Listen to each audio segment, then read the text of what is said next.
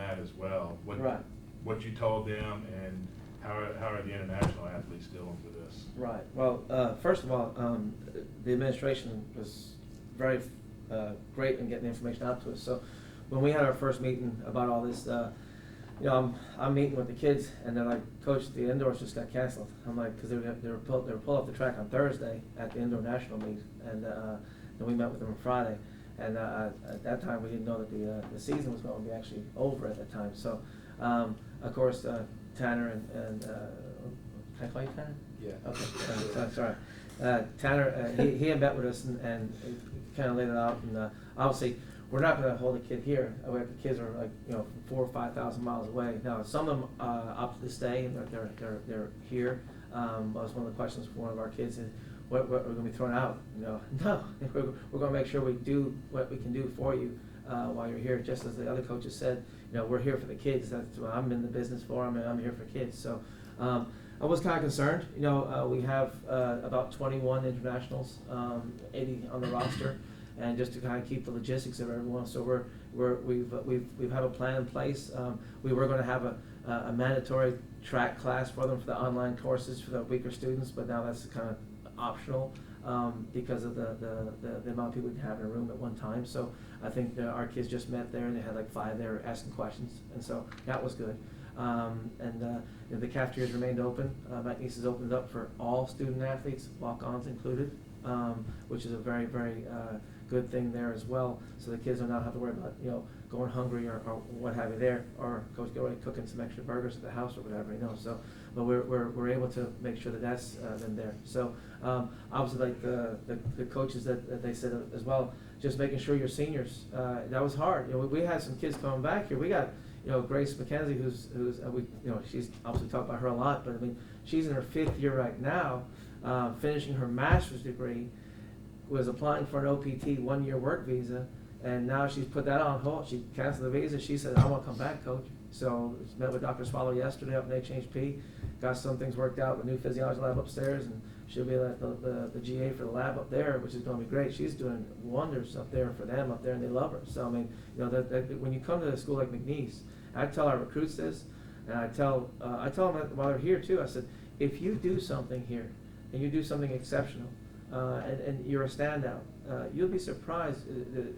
People take notice of that, and that's a great thing. Obviously, we don't have Major League Baseball to look forward to. We have some Olympians, potential candidates, there, but track's not a big money sport. They're not gonna. Your top 10 in the world are gonna make some money, but like the other ones, like the Jarrett LeBlancs that we had at the trials, Charles Jackson's been 5 U.S. championships. I mean, those guys work full-time jobs. They're as Justin said. I got kids worrying about that $50,000 a year job, that $60,000 a year job. But the thing is, some of these kids are track nuts. They just love the sport. And so, talking to our 5th years, and not just Grace, we had Morgan Woods in her 5th year. We redshirted her last year. She's All-American from Lake Arthur in the javelin. She's decided. She's got 3 job offers right now in the teaching field. We've asked her about possibly coming back, and she wants to come back and throw, and she's trying to work it out. But she's again finishing her master's degree. Just one of those things we just got to work through, and we can try and get that worked out too. Alana Arby had a great indoor season this year for us. Scored 18 points for us at the conference meet for the women. Outdoors, she becomes a better athlete. She scored 30-something points outdoors. She just finished a degree in pre-med. She kind of put the brakes on that. She said, I think I'm going to jump over to exercise science, get her master's in exercise science. Met with Dr. Swallow yesterday. Like I said, this administration is unbelievable here, in terms of just making sure these kids get the right things and doing the right things. So, but like our internationals, as Justin said, he lost a kid. I lost a young lady that came in 3 years ago. She graduated. She said, "Coach, I'm going home. I hate the way it's going to end like this." And her borders were closed in Austria. So I mean, I couldn't really give her a hug, but I gave her one of those elbow bumps and said, "Hey, best luck to you." And we're going to stay in touch. I told her if she ever needs anything, a reference or anything like that, we have her. So, but I had a couple of us that Ireland just closed their borders. So I had one little Irish girl. She just departed. I have a couple from the UK. My other guy from Austria just departed. My little Kenyan boys, they came in and said, "Coach, we're staying." I said, "I know you are."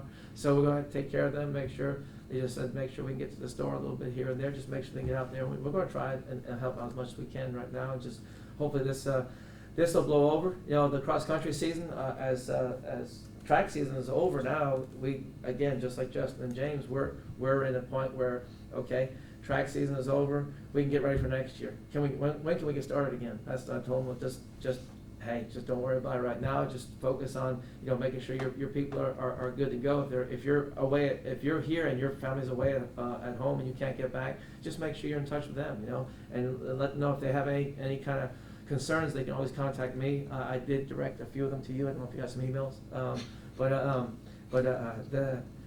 like I said, I told them I'm a dad first. I'm going to take care, like I take care of my girls, all three of them at the house, you know, my wife and two daughters.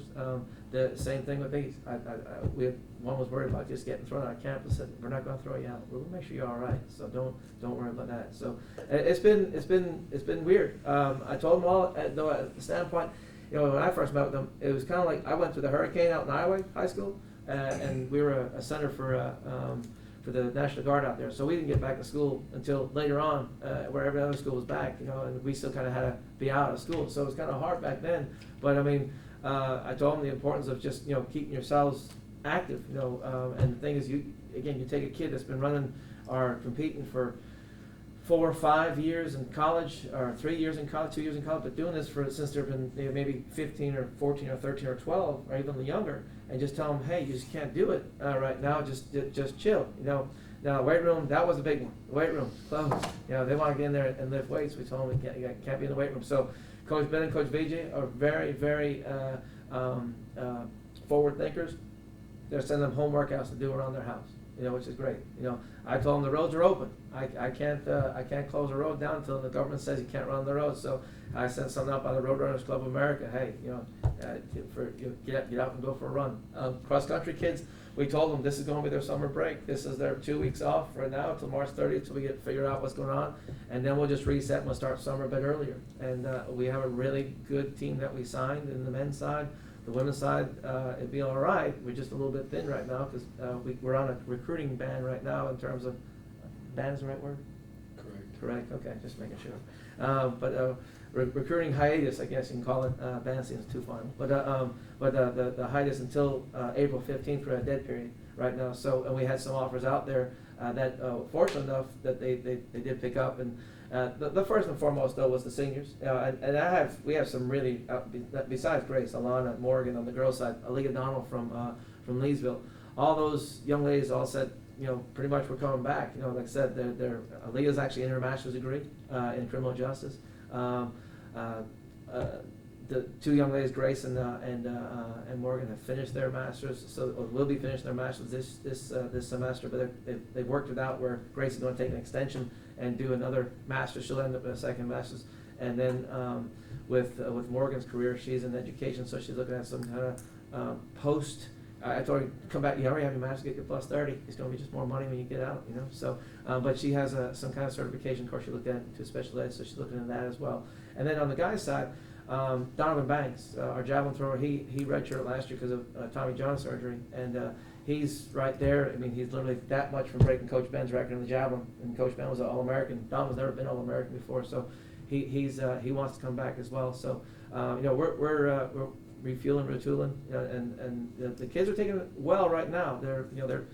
We had the one show up in the study lab.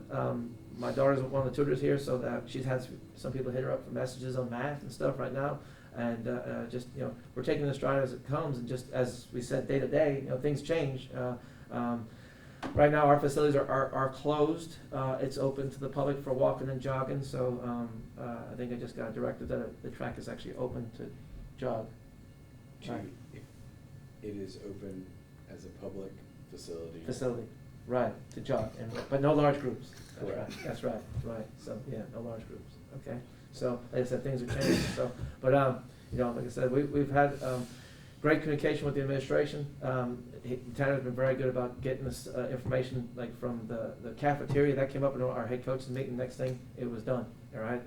It's open for all athletes and all students, I believe, so for this time being, right now, starting today, which is great, because that's a big worry for me with 80 kids.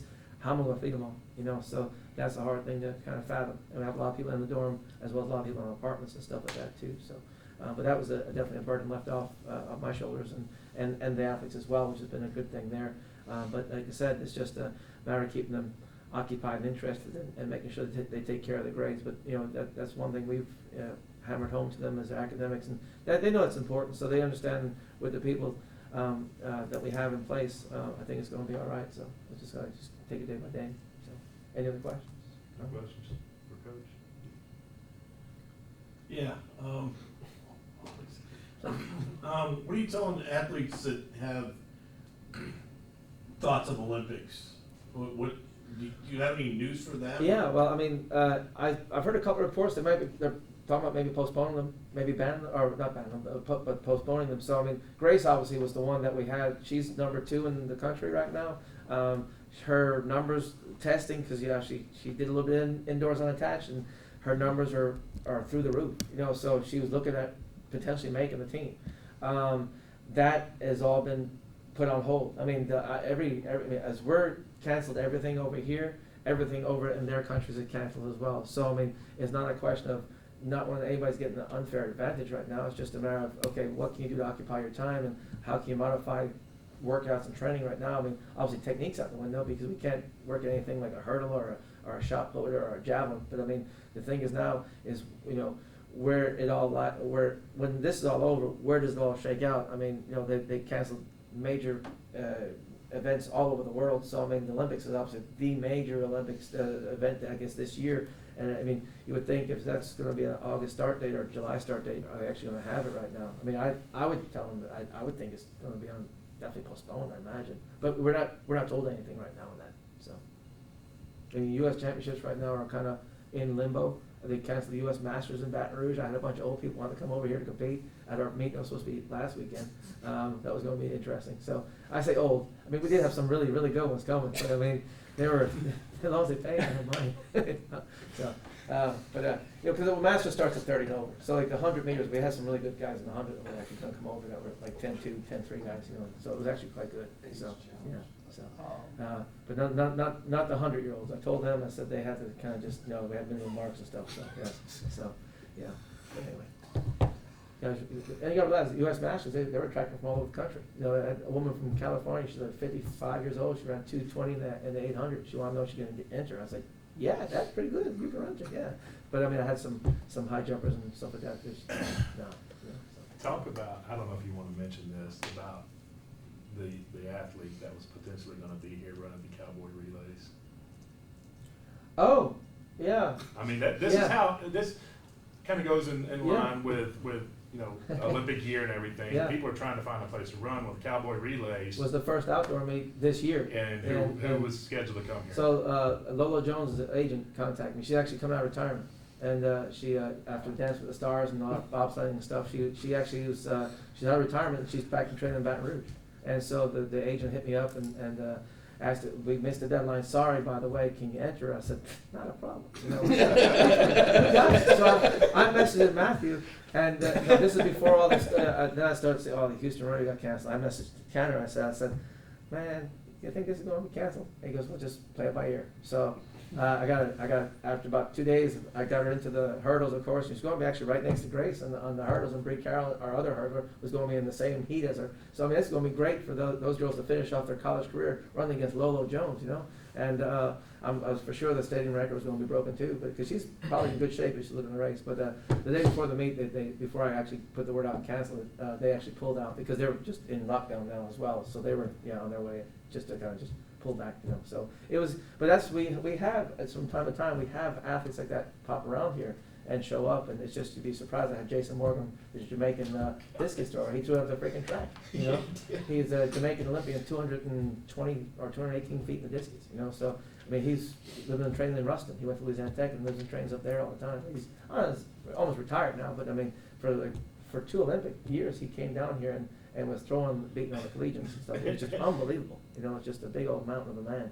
So had to stop one of the races because he threw onto the track, and he would have hit him. Yeah, the discus. Yeah, we had to stop the other. Yeah, So they're the javelin. Yeah, no, they're both. Years ago, they were all used for hunting. So I mean, the javelin, discus, and shots are all used for hunting. killing animals, so. Hammers By as well. years ago, you mean like 300 years ago? Yeah, years ago. Not like My dad- 20 years ago. They were tools used for It'll be hunting. the 90s, right? Yeah, no, back hundreds of years ago, thousands of years ago. They were tools for hunting. Well, we may be using them for hunting any day now. Yeah, so, right. you know. So, Anybody have anything else for Tanner? Alrighty, well, we'll, I was gonna say, take it up. at the rate y'all are going, y'all have a number. I mean, it is. Yeah, I mean. It seems to be daily. Yeah. it is daily. Everybody,